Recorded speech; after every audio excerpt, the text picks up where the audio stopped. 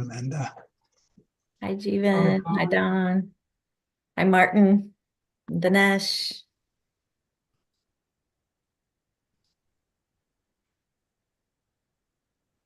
Please consider me to be Amy as well.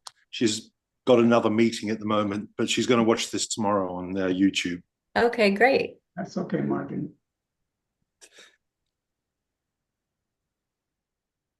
It's 7 o'clock. So you want to give another 30 seconds before we get going? Sure.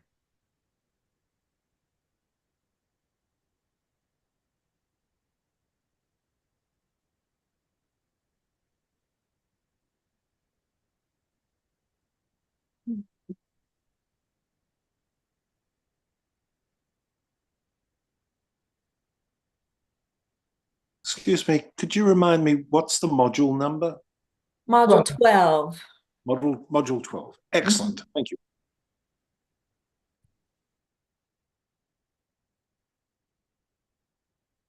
Okay, Linda.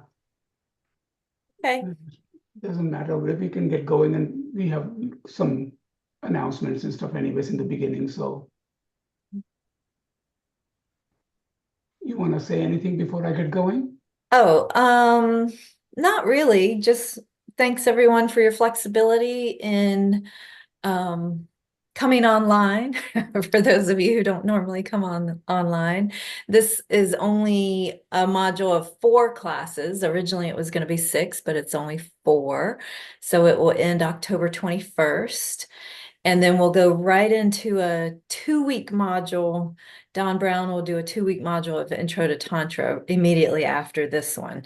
So it's all on the calendar now on the website. But let me know if you all have any questions about anything, especially if you need help finding the materials online. Oh, and there's a note, Hemant, saying that your volume is much lower than mine. So I don't know if I'm just talking louder or what. So can you now? It's better now? A little bit, maybe. Oh, wow. Oh, Rebecca says no. All right. Well, Maybe, well, Rebecca, I won't be really talking very much during this. So maybe just turn up the volume on your computer for Hemant's voice. Okay. Well, I'll try to speak a little loudly. That's good. Okay. All right. So first of all, thank you for joining the class. This is Module 12, and this is session 1 of 4, and it's on Wisdom of Emptiness. So assuming some of you have already taken some of the modules before and some of you have not. In either case, before I start, I wanted to let you know that this is a bit complex topic. A lot of people have a lot of questions. And so I was thinking, even after reading so many books, you still find yourself sometimes twisted because of the words. And so I was wondering, when I started learning about this and reading about this, there were a few things that came to my mind. Why do we want to even study this? Who said it? What's the importance of this topic? And so I'm putting myself in that shoe, and I've tried to address it in that way. And then I'm thinking, okay, they keep on saying nothing exists and all this kind of stuff. Then who am I right now? When I walk out of the room, there's a coffee maker. Here's my computer. Then what is it empty of? That kind of stuff. Those questions came to me. Then another question came to me was like, okay, if I am that way, then what goes to the next life? And so I was trying to see how best to make it easy and at least introduce the topic that does not preclude you from going deeper into it on your own, reading some books, talking to some teachers, and certainly I have my email address here. If you feel like there are some things I have said that were not clear and you want a little bit more, it would even help me because sometimes I've had connections with some of the people online right now, and we've explored a few things, and we found, oh wow, this is very nice. So we are all in the same boat, but I'm hoping that it will at least introduce you to the topic. It will give you some thought about what it is and why is it important. So with that said, we always start our class with, okay, so let me see why I'm going to, it's not moving. Give me 1 second.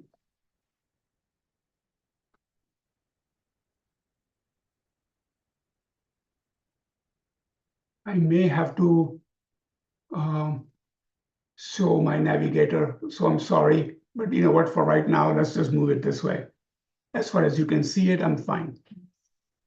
Okay, so let's start today. Plan for today, we're gonna do a little meditation, set our motivation. I'm going to introduce you in emptiness, slow and steady. We'll build it to it. Okay, and we'll ask questions like why realize emptiness. Then we need to look at we have to create a foundation for you to understand the topic. There are some basic things we need to know. So you don't want to talk about your home upstairs before knowing where the basement is and build the house from there, right? So we're going to create some foundation for it. Some particular words and Four Noble Truths and Lam Rem and what the path is and so forth. Then we'll get to finally like define shunyata or emptiness. And then it's very important for historical background. I was thinking that that's the boring part of this, right? We are not here to learn about who and what, but more I was thinking about it. It's like, we read a book, but we don't know who the author is or where this author is coming from. You need to see the introductory part or a preface to even understand what constituted these ideas of writing this book. And then I was thinking that as I was reading some of this background, it kind of relates to how we think. And I'll go through that when we are looking at some of these things, that our thoughts also progress the same way till we understand the term emptiness. So, okay. And then we'll do a closing meditation and dedication. I'm hoping that we should be done around 8-ish, but if not, maybe a few more minutes. The next class, I intend to probably have a fuller class, like some more topics to turn. But today, I just want to introduce you so that it's not too many words, not too many things to think about, but you can think through and contemplate on some of the things that we discussed today. Okay, so let's get in a position of a meditation position. And what I want you to do is have your back straight. Oh, before we do, sorry, let's do prostrations. Okay, mental prostrations, or if you're in the Kadampa, you can bow down, but let's do 3 prostrations before we start. Okay, so just sitting on the chair, you can do your 3 prostrations.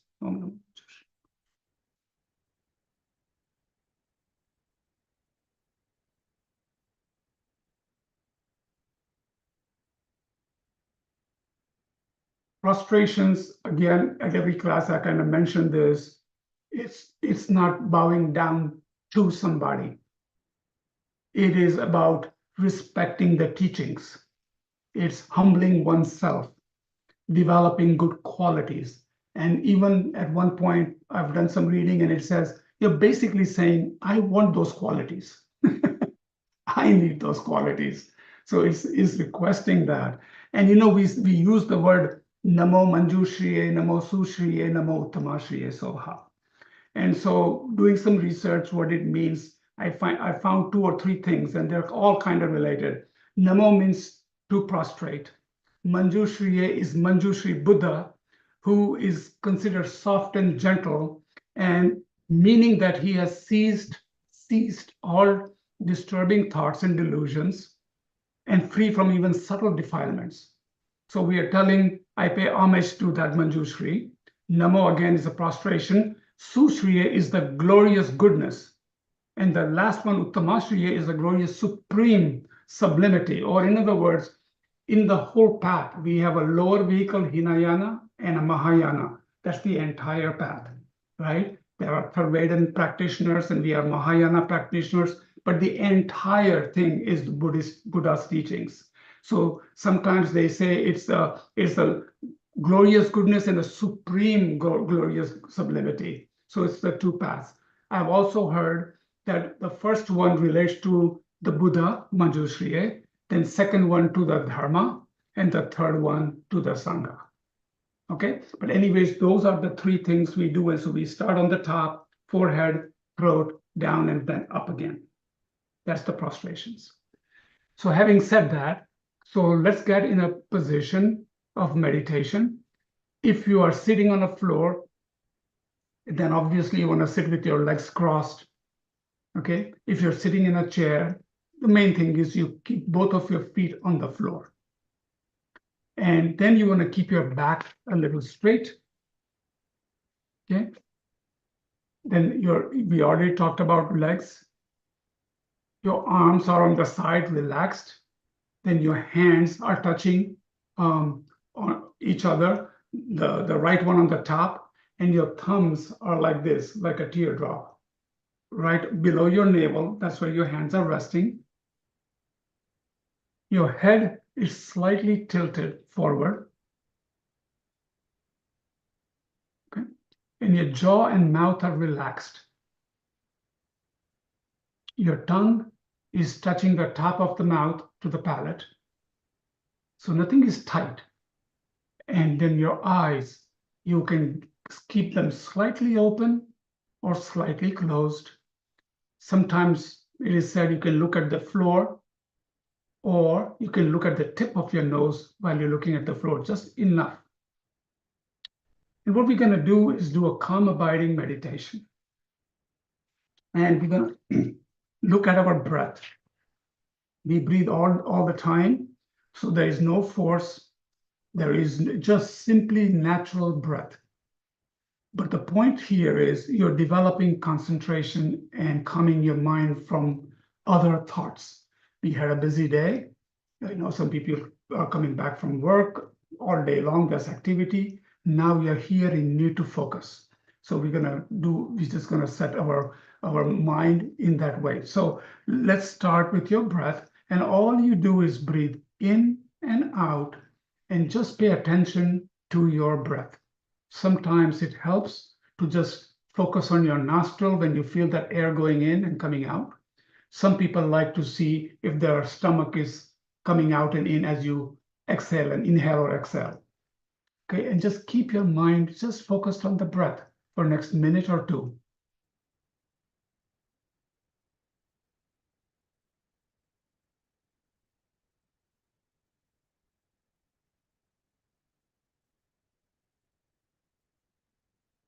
If you find that your mind is swaying away, just gently remind it to come back to the breath.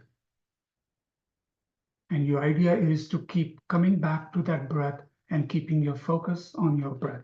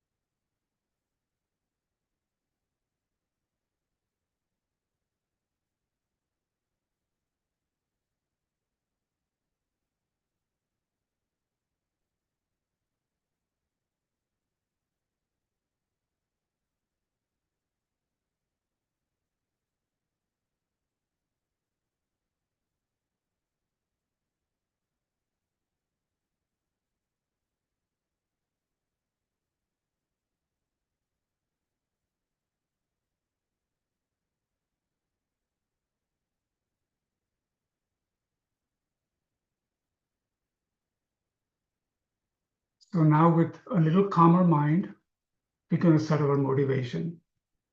And just for your information, it's a Tibetan Buddhist practice to look at our motivation for doing something. Setting a positive intention or motivation is deliberately setting our conscious goal to help keep us motivated and focused on the way we truly wish to go. So we are heading that way, right? So let's set up motivation. So for a moment, collect your thoughts. This is an opportunity to transform our minds by listening to the most profound subject that Buddha taught. It's the means by which a person can achieve liberation, supreme enlightenment. And regardless of how profound the subject matter is, how blessed the setting is, how capable or incapable the teacher is, and whether or not we actually advance ourselves on the path to liberation and enlightenment really depends principally on the motivation behind the action. So first, listening is the initial step of our spiritual development. No matter what form it takes, listening, reading, discussion, or watching His Holiness's DVD. So as we embark on this voyage into the nature of reality, we need many skills, different skills. We need to be selective in our reading and listening, sifting out of authentic texts and from those which can lead us astray. So some discrimination is needed to be perseverant and to get their actual meaning, that we will have to study them and to listen to the teachings from qualified teachers again and again. So listening without assimilating what we are listening to is also useless. So the second step is contemplating. So think about that for a second. This topic is pretty huge. You will be introduced to many, many words, many things. So it's important that you give it a little thought. So contemplation. It means absorbing more deeply whatever we have heard in our hearts.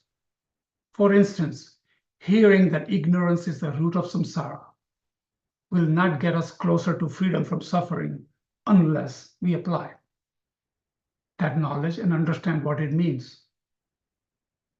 The key is to know that contemplation means to investigate, that we have heard, to come to know as much as we can about it, and to understand it deeply.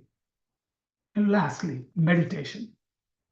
Only then we are ready to start to meditate on it, which is the third of the three steps of understanding. Therefore, bring your attention to your ultimate objective, which is to achieve supreme enlightenment and benefit each and every living being. We have found this unique opportunity, met with the teachings of Buddha, the perfect and complete path. So let's take advantage of it. And so that we can become a perfect cause for happiness of all living beings. So try to generate that state of mind. Engage in this effort to achieve that supreme state. Imagine that all living beings throughout the universe are in anticipation at this moment. And by effort that we generate now, they are going to get closer to that liberation. So thank you, and bring your attention back, okay?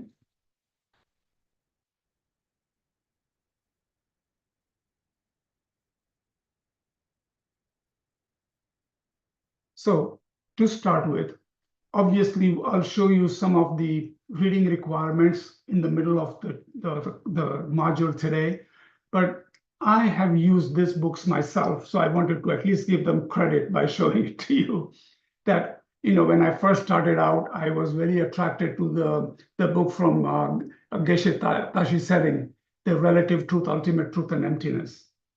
And then, as you know, that we already went to, Geshe-la taught us the fourth book that is shown here with His Holiness's picture, and then Tenrun-la went through Practicing Wisdom. Just as of last Wednesday, she finished it, right? And so when I first started, maybe many years ago, I did read that Introduction to Emptiness that made an impression on me. So I've always sifted through all these books. These are all lineage teachings or teachings of Geshe or somebody that's qualified and is used in our lineage. So I've used these books for my own references. So I wanted to make sure that you see that. I've also used the book, besides the FPMT readings, I've also used the book called The Key to Madhyamika by His Holiness, the 14th Dalai Lama. It's a little booklet. I didn't have a cover picture, so I just had to write it down. Okay, so be aware of that. So we're going to start to talk about introduction to emptiness. If you see my head going down, I'm just making sure that I cover some points. So I'm just looking at some notes I have, but I'm hoping that that's okay with you. So the first question comes to my mind. This is the subject of emptiness. And I know some of you are advanced. Some of you have heard it several times, and some of you may be new. So we're going to start somewhere from the bottom up, and we'll catch up at some point. So first question that comes to my mind is, why need to study or realize emptiness? Why? So His Holiness says that we do not wish to suffer. And we know that the root of suffering is an untamed mind. Birth, aging, death, birth again and again. And then the types of suffering we go through while we are living. And I'm sure some of you know the 3 types of suffering. We have pain and discomfort, suffering of change, temporary pleasures that are transitory, that turns into pain again, and then what they call pervasive suffering. Okay? So because the mind perceives and understands things mistakenly, negative states arise, negative emotions arise. Okay? And there we go. We lose our peace. There comes the anxiety, anger, negative thought, and that is why we suffer. So our mind is mistaken. The way we see things, the way we project things, how our mind is always looking at, you can give one emotion to one person, explain it, and 5 people will see it 5 different ways. Our mind does its own thing, right? So that's the reason. So now what you need to do is, we know that if unmistaken mind is the cause of suffering, then we must develop an unmistaken mind. So we're taking a step further now. To avoid this, we must develop an unmistaken mind, the intelligence that perceives the true nature of phenomena. Everything, things, events, everything, phenomena. Mistaken perception arises because we fail to see things how they are. That's what Buddha is saying. Okay? So we'll take it further. From a different perspective. Each of us wish to gain happiness, right? And to avoid suffering. Geshe-la says it doesn't matter if you're Tibetan American, wherever you're from, we all want happiness. Even the animals want happiness. We all want happiness and avoid suffering. Pretty easy. So gaining happiness and freeing ourselves from suffering depends on conduct of our body, speech, and mind. Make sense? Especially our body and speech come from our mind. The entire conduct of body and speech depends on the mind, right? Therefore, we need to bring about a change in our mind. And even when you take Lamrim classes or path, learning the path, Geshe-la talks about precious human rebirth. Think about it. Our life in this continuum is relatively short. And your birth as a human, we call it precious human rebirth. Why? Because you come this close to the Dharma teachings.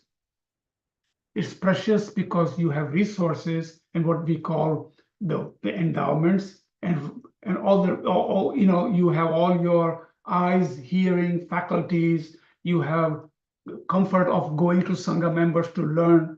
We have the teachings available. So we have this precious opportunity to be able to change that mind.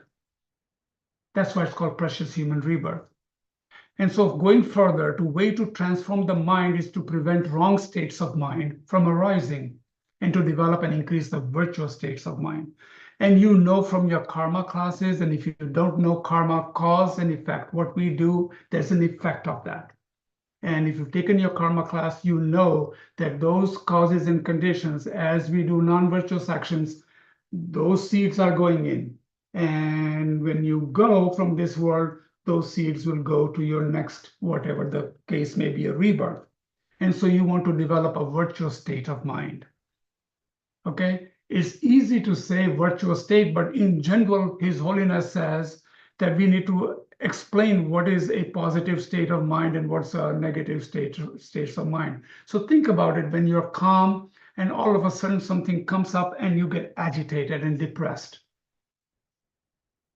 In some cases, it's so extreme that breathing becomes shorter. We may even have, some people even experience illness. That's how much anxiety they create, and so on.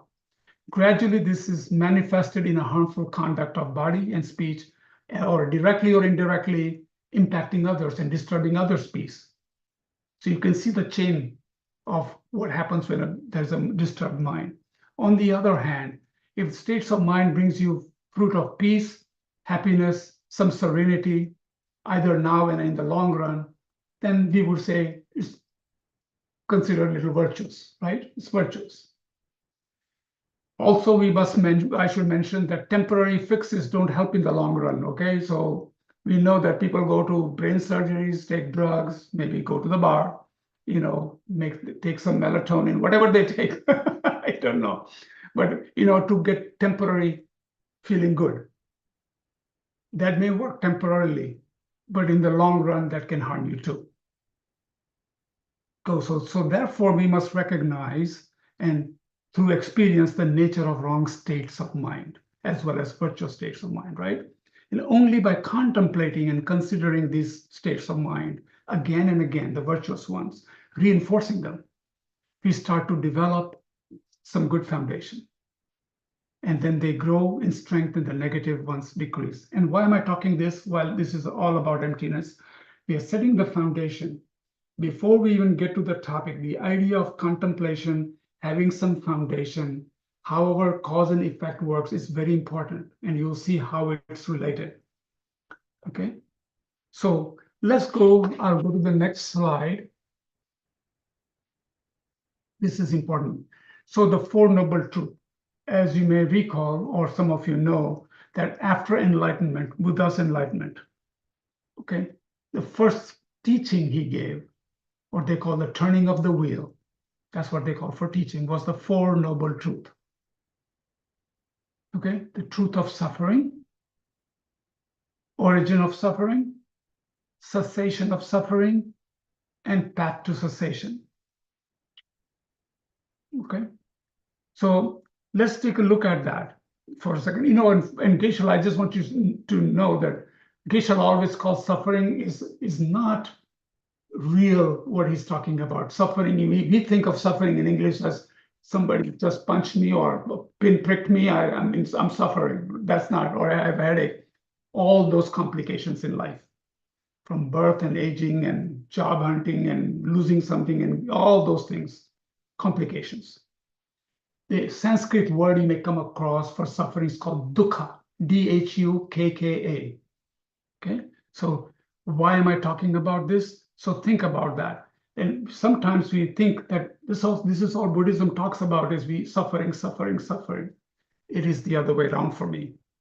Because it says here in the third one, cessation of suffering. If you have a problem, I need to know how to remove it. Now I'm happier. So let's talk about this. Maybe what you don't know is there's two pairs here. They can be divided into two pairs. The first pair, first noble truth and second noble truth, are related to what we don't desire. Look at that. We don't want suffering, right? So those are two states we don't desire and the causes of suffering. The next two are what we desire, what we want. Now you can look at it from cause and effect. The first one is an effect of the second one. Okay, so think about it. Why do we suffer?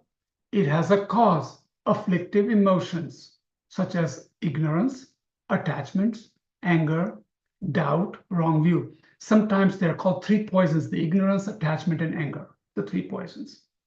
Because of that, the effect is suffering, number one. Because of two, number one. Now look at the second pair. To cease suffering, there is a path. So the path is the cause, to cease the suffering, which is the effect. And so this is what we are slowly and steadily going to look into. Okay, so need to understand cause and effect, Four Noble Truths. So if you can remember, I just mentioned the three turning of the wheels. The first teaching, we just talked about the Four Noble Truths. The second turning was perfection of wisdom. This is where a lot of this teaching comes from. Wisdom is related to emptiness, and we'll dig down a little further into this. And the third one is to realize Buddha was very smart. He was teaching to people based on their capabilities or capacity. You know, it's like you can't teach a topic to a second grader that you would teach to a ninth grader. So it was a further clarification. So these were the three teachings. Also, sometimes these teachings, second turning, the perfection of wisdom, is called prajna paramita. Don't worry about the words, but I think it's important you hear it, because when you read these books, you will see them. Okay, and all that means is wisdom of emptiness, perfection of wisdom. Okay, it's opposite of ignorance, by the way.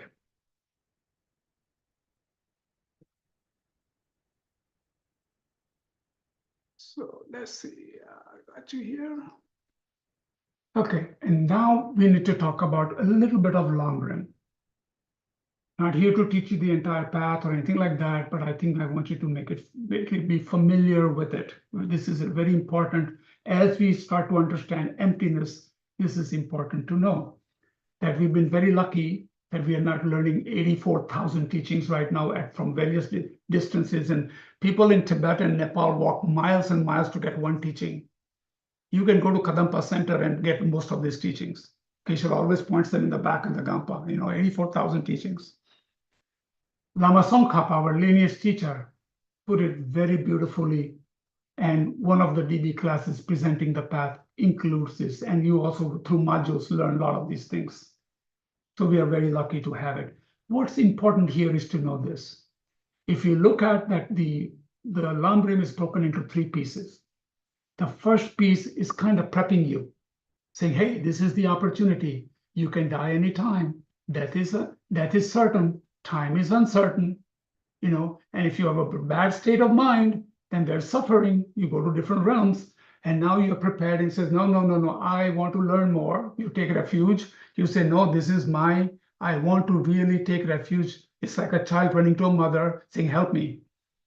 Then you learn the laws of karma, of cause and effect. What happens, how we function, and what happens when you do something, and why is it important? And when you're about to die, what is that last thought you carry with you? Okay, and that's what projects forward. Then you go to the second scope and you learn about the Four Noble Truths. We just spoke about it a little bit. Then we learn why we suffer, causes of suffering. We learn why we keep on cycling through the samsara, 12 links. And then you need to understand emptiness, how things exist. And then when you get a little advanced, you put it together. You learn about bodhicitta, you learn about emptiness, and the 6 perfections. And what's important here to know is when you heard the words, the 2 wings, compassion, method, and wisdom. Method and wisdom. Method is how we function. They've given us a way that while you're living here in this precious opportunity of precious human rebirth, the ways to function, generosity, having morality, having patience, joyful effort, developing concentration, meditation. But ultimately, what is the last one? Developing perfection of wisdom, directly seeing the wisdom of emptiness. So with that said, these, if you don't do anything, the key pieces to take out of the path, so-called Buddhist path, are these 3 principal aspects of the path. There are books on this. If you go to Lama Yeshe archives, if you go to FPMT readings, you will see the second scope teaches you renunciation. Why? You need to make an effort, or you need to have the yearning to say, I don't want suffering. I want to get liberated. That's your first mindset, that I truly want to learn this. Number 2, you develop this great compassion. And then the third, just one or two will not work. You need the right view, how things exist, so you can then view it right. These three are very important. So now we are getting to the right view of emptiness.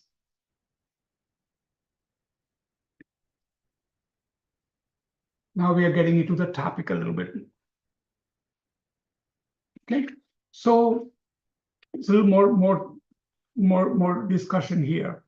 So we need to know there are two truths, they call it. This is a topic. We function with conventional truth, and we ultimately want to reach the absolute truth. Now, having said that, that's already confusing. When I say that, even I feel that, what does that mean? Convention, what is true to a valid conventional mind. So don't get lost. I will slow down here. It is also called a concealer truth or all obscuring truth, because although true on one level, it obscures the ultimate nature.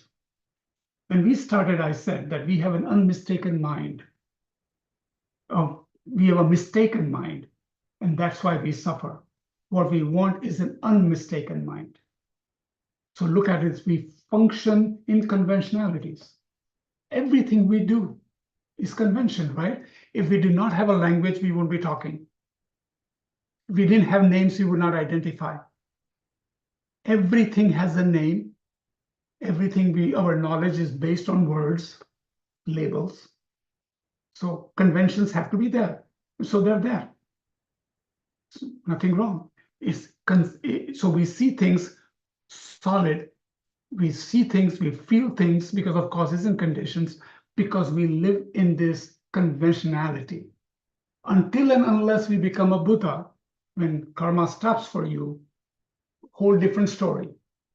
But till we live in as we are right now and take birth again and again and again and again, we live in some conventionalities. We need language to talk, we sense, we feel. And so I'm going to give you a little note I took from my Relative Truth and Ultimate Truth by Geshe Sari. And he says, we need to understand this because they're intertwined, this ultimate truth and relative truth, and can bring some richness. And on the conventional levels, our lives have joys, fulfillment, pain, challenges, all tied together through ever-evolving chains of cause and effect. So think about it. We think appearance comes, there's a cause, there's an effect. We are hungry, we eat, we think about, I want a cup of coffee, appearance comes, mind goes to it, we go to the coffee maker, or we go to Starbucks, we buy a coffee. We are always running in different thoughts. Just think right now how many thoughts are going through your mind, how many appearances are coming to your mind. That's conventional. All words, all labels, and all appearances in your mind. They're there. And when I say, I want to speak to Linda or Rainey or Don, or, we know, we will look for that name. We'll say, oh, there he is. Oh, there she is. We know that. That's how we identify. That's conventional thinking, because we need conventionalities. So we have our joys and fulfillment and pain and all that. This is real because we experience it. It is operating within our lives. And that of everyone we encounter, our family, friends, colleagues.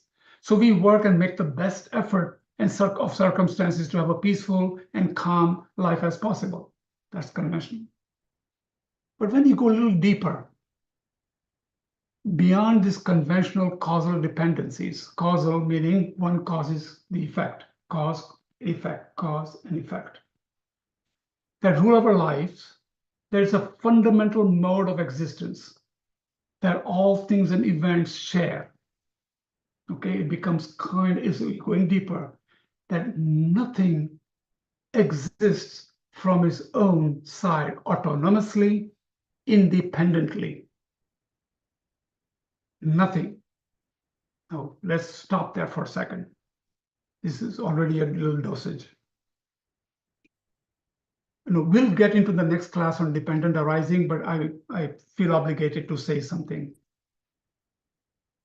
Look at everything is dependent on causes and conditions.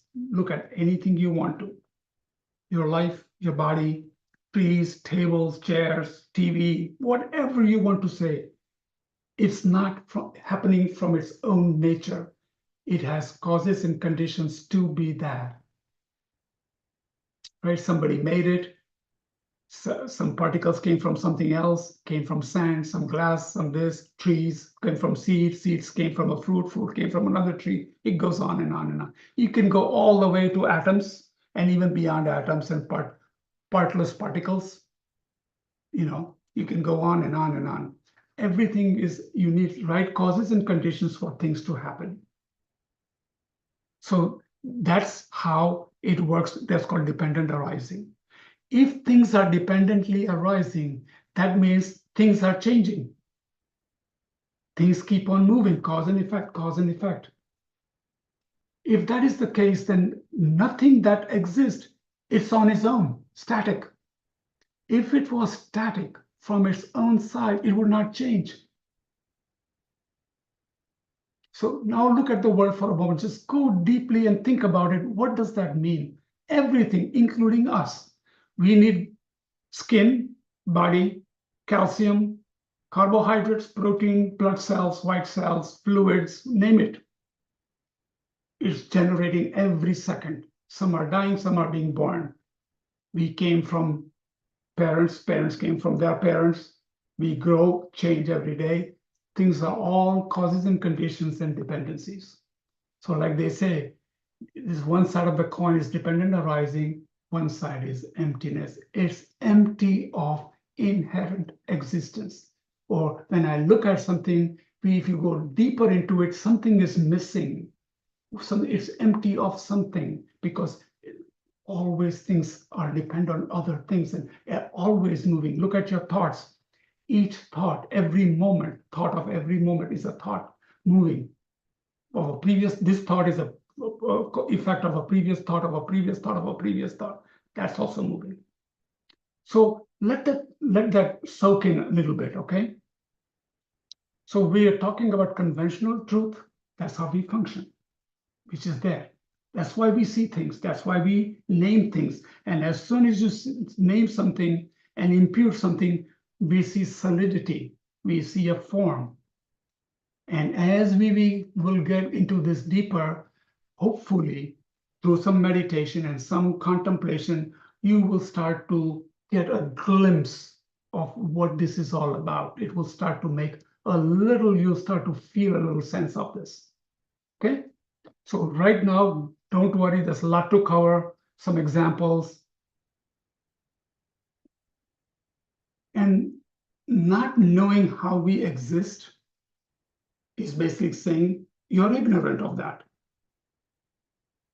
Okay, so this is where the word ignorance comes from, not the English language ignorant. I'm ignorant of not knowing how to make an apple pie. This is the ignorance of literally not seeing that which exists, or the way in which things exist. There are basically two kinds: ignorance of karma, cause and effect, and ignorance of ultimate truth, not knowing that we are empty of something inherent, that feeling that it's right there, I see it, it's right there, I can touch it, right? We think it's solid, but we need to look a little deeper and see it's also a production of causes and effect, causes and conditions. And it itself will continue to move and change. So ignorance is a fundamental delusion from which all others spring, and is the first of the 12 links which we'll cover next class. And so the more accurate our vision of reality, the more informed our judgments will be, and therefore fewer mistakes and less suffering will occur. Even knowing this without directly seeing emptiness, even understanding this, you see the difference. Geshe-la says already it makes a big difference, because you see how we are all in a way connected. We are all empty of inherent existence. We are simply different because of our conventional thinking. She's Linda, and there's Rainey, and there's Lanesh, and there's Martin, right? But look at it from a little different perspective from a bird's eye view. You know, sometimes I used to think, my father used to say, when you're in a traffic jam, you want to raise your hand up, right? But when you're sitting in a plane and looking at a traffic jam, it looks like little ants on a highway. It looks kind of pretty. You're not getting angry because you're not in that traffic. And I sometimes think, like, you know, when you are living in conventionalities, all these things are impacting you. When you just step out of it and look at it, how things are. Who am I?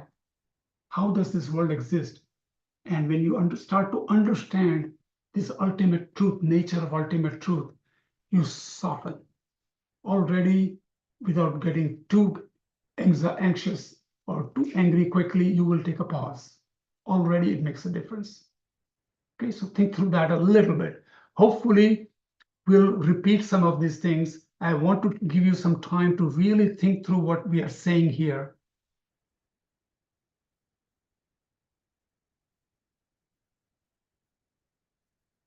So now we come to the word emptiness.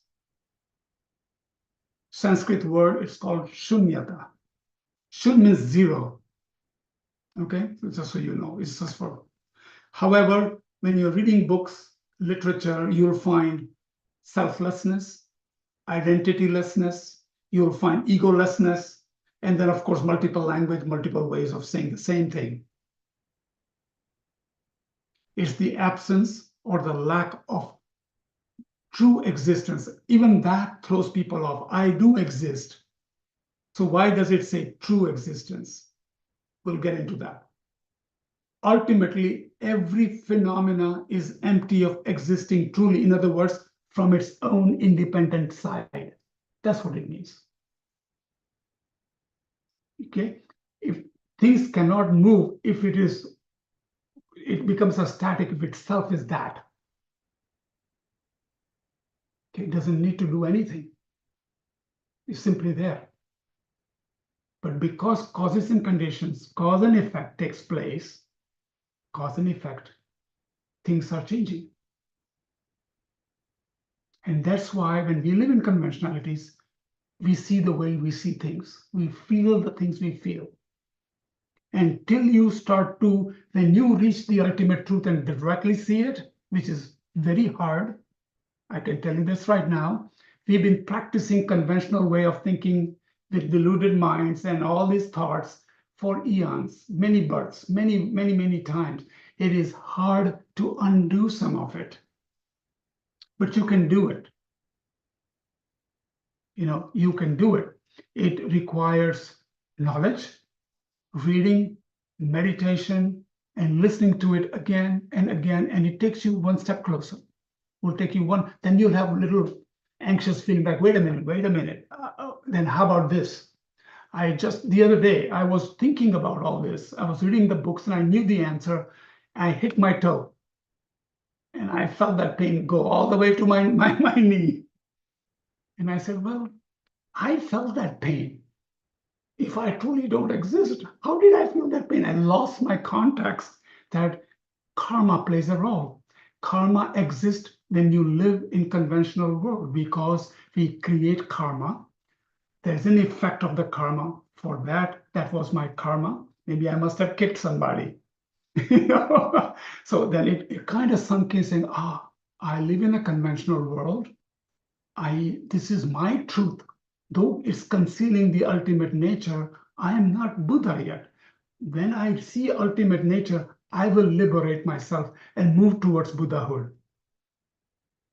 Okay, so in conventionalities, that's what happens. And that's because we live in this way because we don't see how we truly exist. And that's what they're talking about, the emptiness of inherent existence.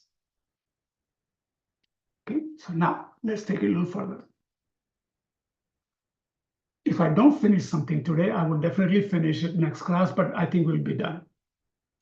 I thought it would be important as you read. This is the little boring part, but you need to know. And why I need to know, when I was looking at the tenet systems, it has for the last 10 years, I've taken classes, I have read books, and I'm telling you honestly, I can't get past the 4th page of every tenet. They get into words like cognizer and cognizing and all that, and it just throws me off. So I made an effort to understand what is it really. And so I'll tell you. When I'm talking about these tenets, I don't want you to pay attention to the names of these tenets. If you are intellectualist and you want to learn, fine, you can find out. But in every book you read about emptiness, they're going to be mentioned. So you should be familiar with them. But what was really connecting me this time was I found that that's how I started thinking about emptiness. The first tenet thinks about emptiness one way. Okay. Then the second school came about. And then they thought about emptiness a little different way. That's how what will happen to us. You'll see how we will progress through tenet system just that way too. So let's just go through that a little bit. Then I think it's important to know where these teachings come from. And it's very important, the lineage teachings, and it supports, it gives you the strength that this is not some people got together in a corner of the room and saying, hey, it's a great topic, let's just discuss it, you know. It comes from Buddha to realized beings and our lineage teachers and what went through in the back. So that's important. And then we'll just see the four schools of Buddhism just for knowledge's sake. So let's dig into this school system, and don't worry about the names. You don't need to memorize them. I think just looking at them, and I'll talk about it. Okay, how about that? So the first school existed, these thoughts on this topic, who we are and how things exist. Some thoughts were there. That school was called Vaibhashika, the great exposition school. It is they were largely kind of dismissed by the later schools. And what they say is, there is we are selfless, but other things exist.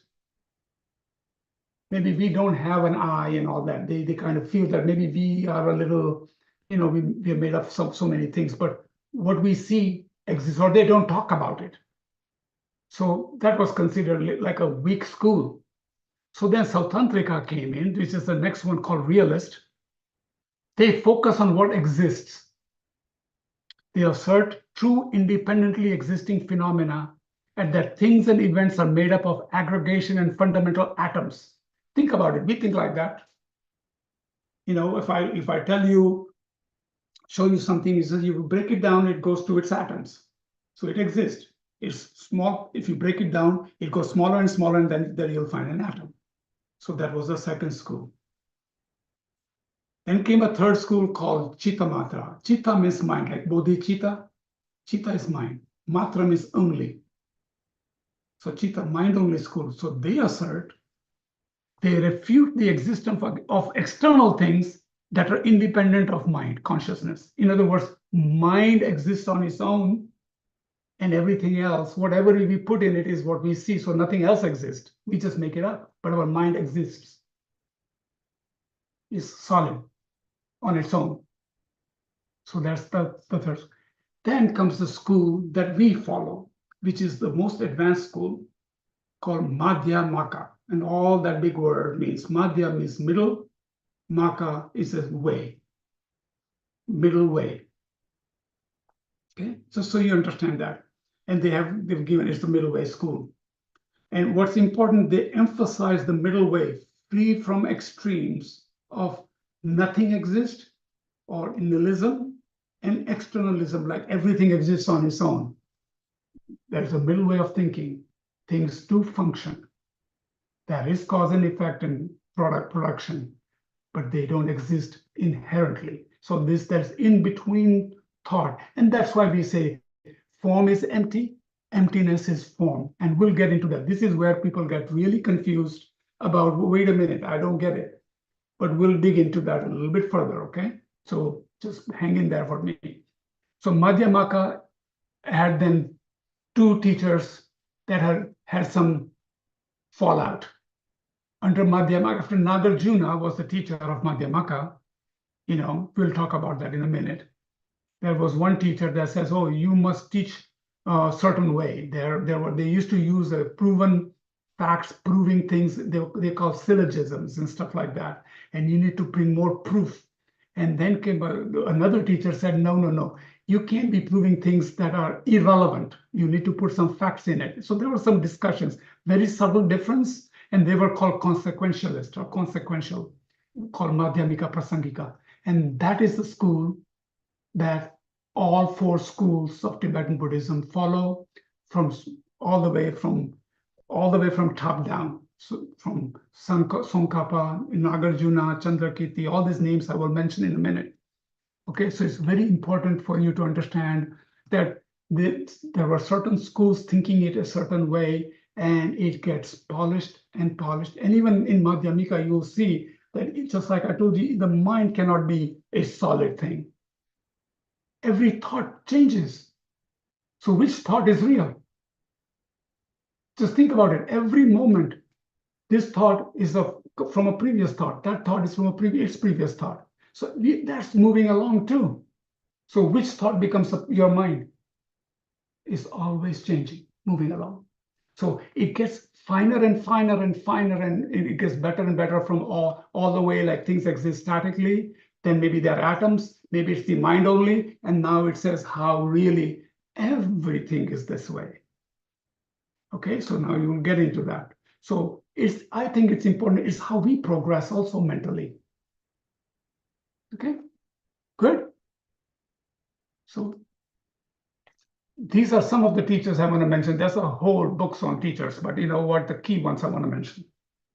Okay, so let's take a look at it. By the way, I just want you to know that all four Tibetan schools, Nyingma, Sakya, Kagyu, and Gelug, all follow Madhyamika, the middle way Prasangika teachings. Okay, and we'll tell you. So let's talk about Buddha a little bit. So the teachings, his name was not Buddha. His name was, as he was born, Gautama Siddhartha. Then he became a prince of a Shakya clan, so he's known as Shakyamuni. Only when he got enlightened and saw how phenomena exists, he was called the Buddha, meaning the awakened one. Okay? So we all know about his 84,000 teachings we talked about, and the 3 turning of the wheel we talked about.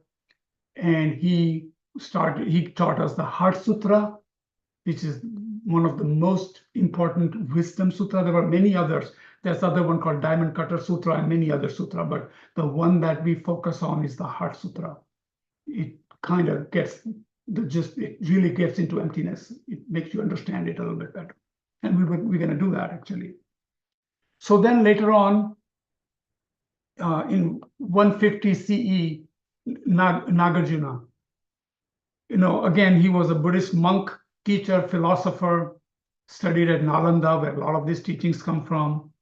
And what happens is when Buddha taught, he taught so many things. The teachings were divided into what they call 3 baskets. There was a teachings on what they call discipline, then what we call second basket called sutras or discourses, and a third basket called abhidharma. These are discussions, more advanced knowledge. So a lot of this mind and knowledge discussions and debates took place from this basket of teachings called abhidharma. So just so you know that they kind of distinguish these 3 baskets, things for disciplines for the monk and the vows and so forth. And then all the different teachings he gave and discourses in different places. And then these advanced teachings, okay? So abhidharma. So Nagarjuna was a monk, was a teacher, was a philosopher. He is noted for the middle way school, Madhyamaka, the two truth doctrine. We talked about the 2 truths, and it's associated with teachings on the wisdom sutras, okay, the wisdom teachings, revealed the scriptures to the world. And there's all kind of legends about him. They say in a legend that Buddha kind of predicted Nagarjuna will come and he will find the teachings on how we exist in emptiness, and he will be the one that will write commentaries on it. Anyways, there are a lot of stories where he found them. There's a cave in Nepal. He went downstairs and how he got him and all this stuff. You can read on Nagarjuna. Wrote some very beautiful books. There are so many books. And he restored the middle way. There were sometimes challenges. There were people called absolutists, things, hey, I see it, it exists. It can't be that way. So there were challenges. He kind of restored it.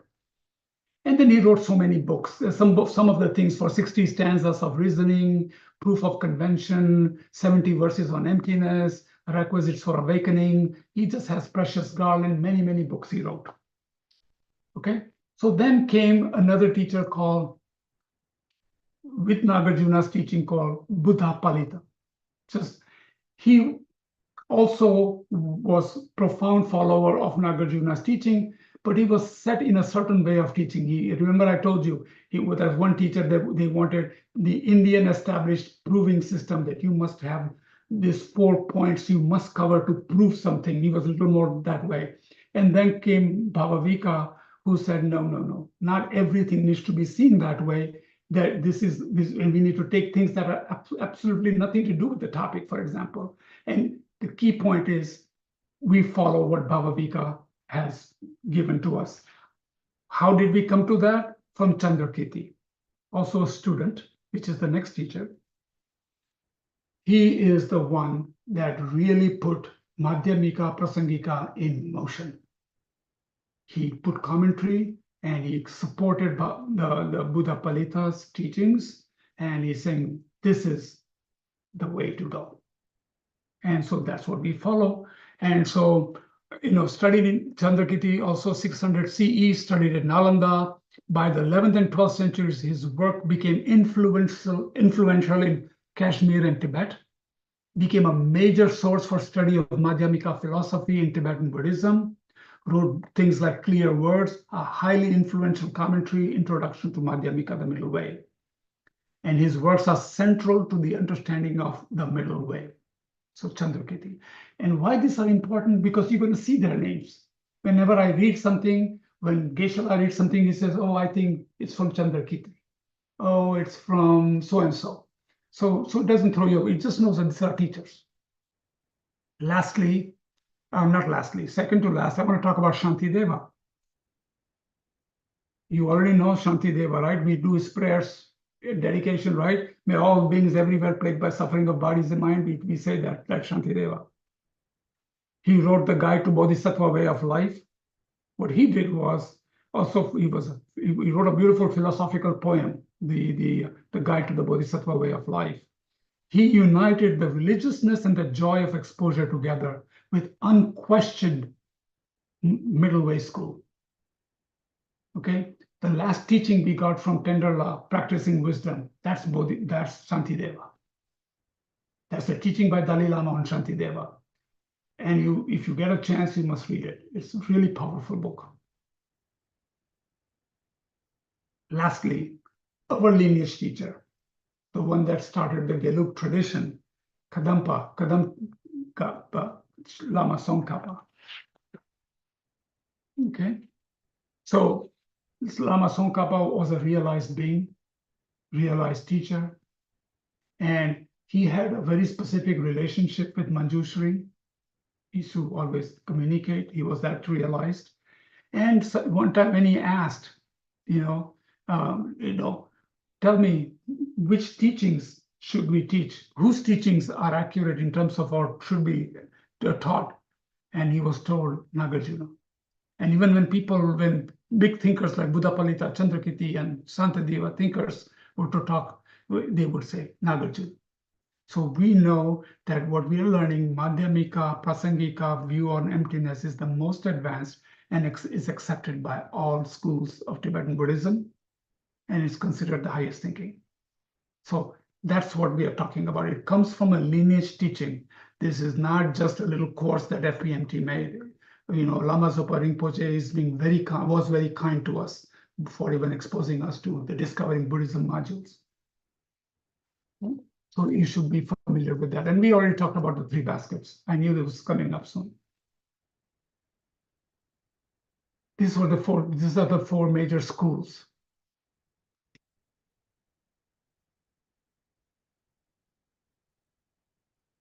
Okay. Just one or two more slides, then we'll do a little meditation. So it is said when I was reading the FPMT, some readings, it says the direct realization experience of emptiness is an actual antidote to the obstacles to liberation.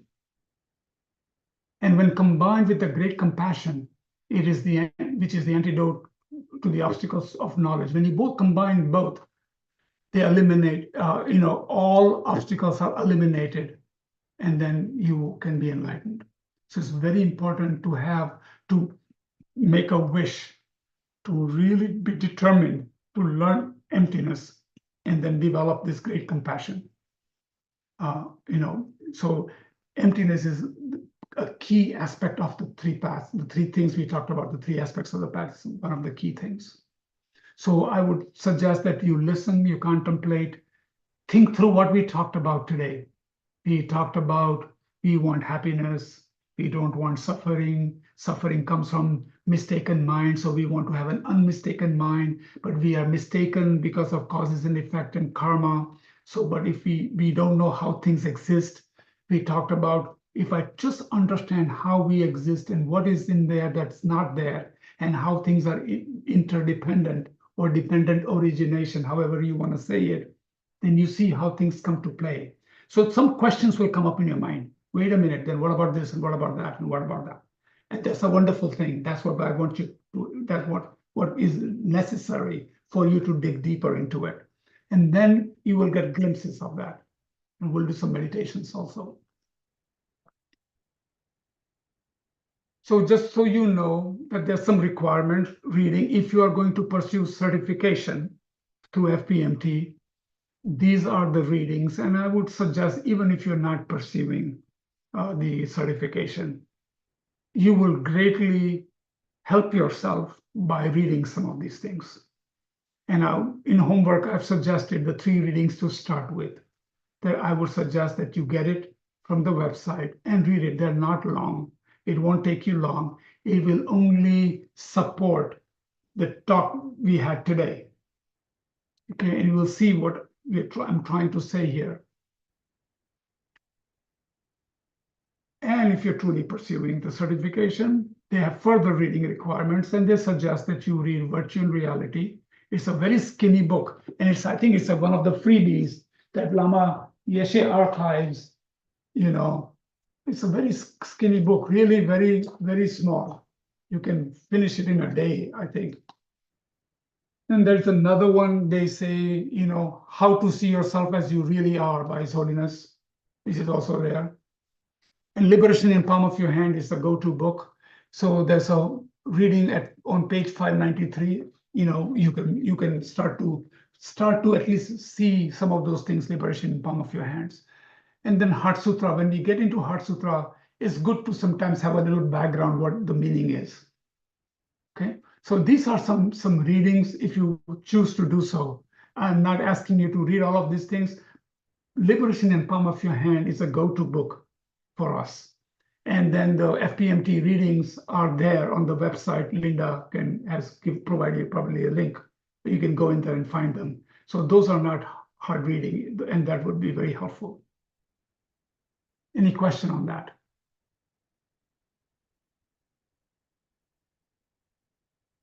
Okay, so the homework I would suggest from the required readings, the 2 truths. So we talked about conventional truth and ultimate truth. It will give you a little larger perspective. I just give you a definition and I kind of say a few words, but it will give you a little better perspective. Non-duality. I think you will really find this very nice. Because we live in conventionalities, we see me and you, night and day. We see things, we label things, we see the differences. Then our favorite subject will come up at one point, seeking the I. Okay, who am I? How does that come about me? Who am I? That will come up. So seeking the I comes up. So it's a very good reading. It's a very small reading, about 2 pages, I think. Any question on that?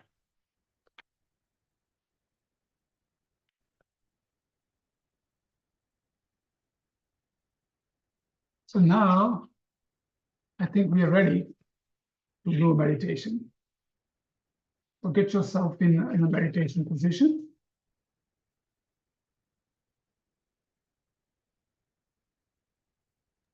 Jeevan, did you have a question? Hey, Heyman, Hello. can you hear me? Just real quick. I was just wondering if, as when we close, if you wouldn't mind just saying a prayer for all the people in Western North Carolina. Yes. Yes. Matter of fact, why don't we do that now? Let's take a moment and think about the suffering. We learned about suffering, that we suffer. This is samsara. But look at unfortunate conditions that have brought these conditions for this so many beautiful people, children, animals, humans, families, homes, and this calamity of flood. So just give your most humblest, compassionate thought you have in your mind and dedicate so that they reach a quick resolution. All the support that they need is received, and may all the Buddhas and Bodhisattvas are there to help them and calm them and give them whatever is needed so that they can get out of this suffering. And I offer it to them. Thank you so much. That was very kind of you. So now let's check your posture. And this meditation is called cultivating concentration. It will help us when you're meditating on emptiness at some point. Concentration is important. Check your posture. Again, you know the spine should be straight, shoulders are relaxed, mouth and jaw relaxed, and so forth. And take a deep breath in and out, allowing yourself to become completely aware of your weight, of your body sitting on a cushion or on a chair. And recognize that the time we give to meditation is extremely small. And so give yourself permission to let go of the past and the future and just remain completely present for this session. So count to 7 cycles of breath, natural breath, while paying special attention to the sensation of breath coming in and out. Don't force, no force is required, simply natural breath 7 times.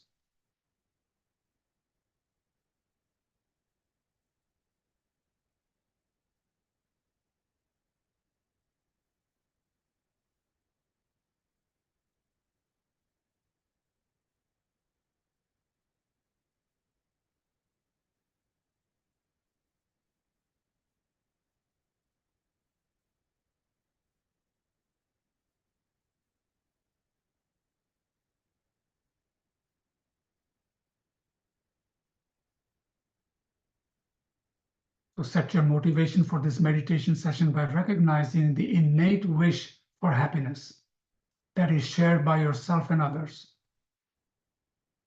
Acknowledge your deep longing to not only stop the suffering of yourself and attain personal peace, but also share sincere wish to stop the suffering of others.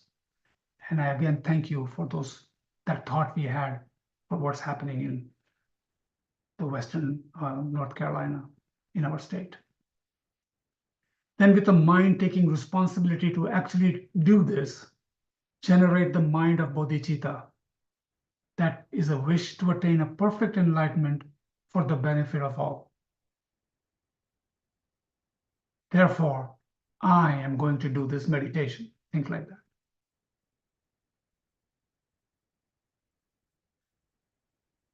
We need very good concentration to cultivate knowledge of emptiness, especially the direct experience of it. You may have noticed that from time to time during this session, you had fleeting glimpses of what we were discussing about. We need to hold such understanding and to expand it. It is fleeting. It will have little impact on us. It may not even be sufficient to make us doubt that there is something wrong with our ordinary experience. Objects, like the appearance of the object, is what we are refuting here, or to be negated, are difficult to grasp initially. let alone be the objects for us to practice cultivating concentration. Let us start with something easy like breath. Watch your breathing without distraction. Take notice of such movement as belly rising, belly falling, or sensation of air passing through nasal passages.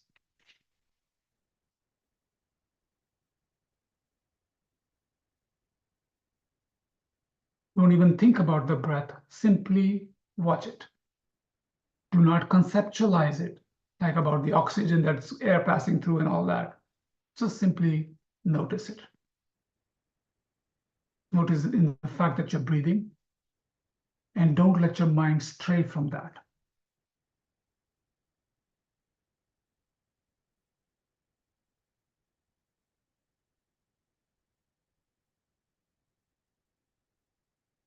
Be as attentive as you are capable of, like when you must carry a full mug of coffee across the living room without spilling a drop. So maintain this level of attentiveness without loosening your hold on it.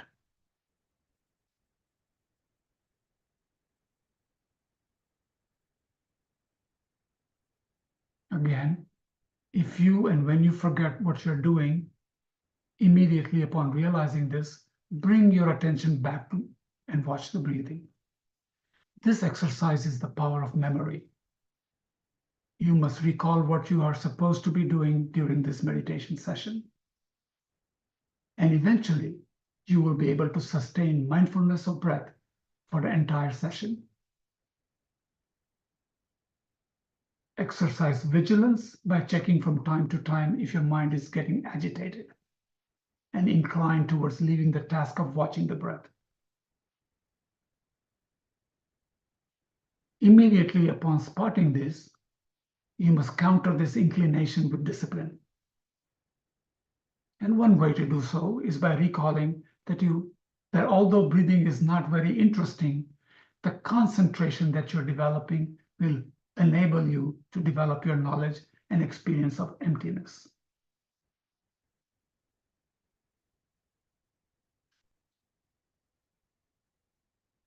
It may feel like starting to absorb deeply into your mind with resulting diminishment in mental sharpness, alertness, and the strength of attention. Upon spotting this, you must counter it. Brighten your disposition, recalling the advantages.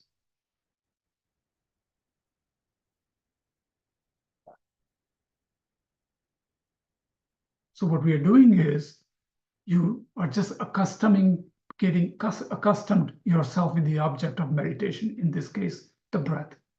So let's just do another 2 minutes of watching the breath.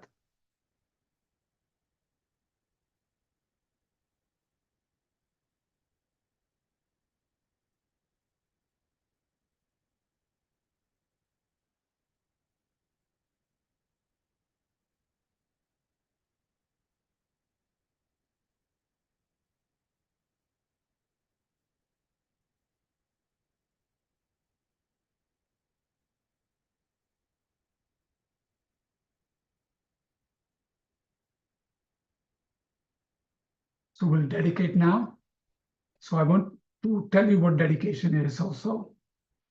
At the end of a practice or action, we reconnect with the intention that we set at the beginning. Remember, we talked about we will listen, we will read, we will try to go deeper, contemplate, and we will meditate. And in order to meditate, we must listen, do some reading, analyze, and contemplate. So in this case, at the end of this practice, we are reconnecting with that motivation. And then we are dedicating the merits, the positive energy from doing this activity to a benefit of all sentient beings. It's an energy you put forward when you dedicate. So you continue. You have that vigor to do it. So let's dedicate your efforts that you may soon realize your optimum potential and become a perfect guide to lead others and to actualize their potential as well. And dedicate your efforts to become a perfect cause for happiness of all living beings. Thank you. I have something here, but I'm going to just do it next time, okay?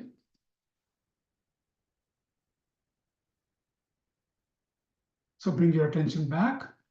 And I'm here. It is 19 minutes after 8. Feel free to leave if you need to, but if you have a question from what we covered today, I'm more than happy to discuss for a few minutes. I hope it was helpful. It was just an introduction today. Somebody was saying something? Thank you. Okay. Thanks very much. Thank you, Hemant. It was excellent. Yeah. Thank you, Martin. Thank you, Hemant. Thank you, Thanks, sir. Amit. Thanks, Patty. As always, thank you. Jeevan, thank you.